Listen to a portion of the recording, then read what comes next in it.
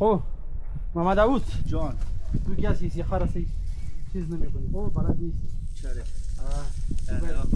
بری شاگردی کنی در چی؟ کجا؟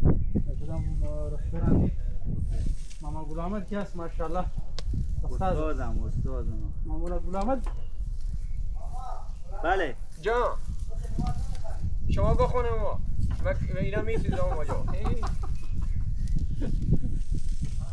امی بغل بگیرم بگی بخن؟ بگی کش کن گوشی رو کش تک کن چی رو ما مزه داره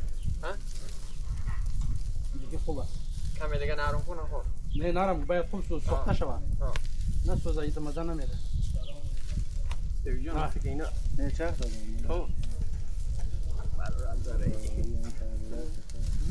ماما گل احمد جان درباره محمد داوود تو چی گفتنی داشتی؟ هیچ گفتنی نه نداره بگو یک چیز هیچ گفتنی نداره چیز میکنی؟ این طرف ما چیز کنیم ما ایت بچه نقله یک چیزی خب باید بگویی چی بگم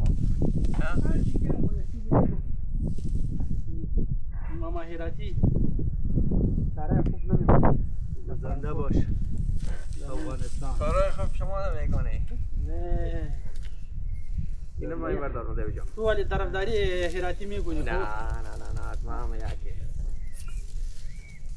او پشتو زبانه یک دم میگم دیو جان اینا این چرا؟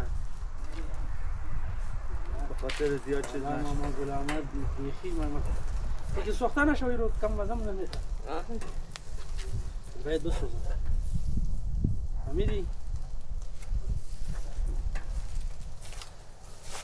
تو طرفدار ما باش نور دیگه نه ما طرفدار ماما گل احمد هستیم که امروز سر ما نان میخوره این نان خلاص شود خب با طرفدار کی بس دیگه هر طرف کاری خود هر کس کاری خودم با تو رو طرف فرانکفورت میری پیش میره تو موتر نداری دیگه اوبر مگر بگیر مزه من میبرم ماما فارسی میگی که باید دوباره به دنبال بیایه بله مرد ما گرم بیایی ما میبرم ماما نوره باید اینجا رو بیاوله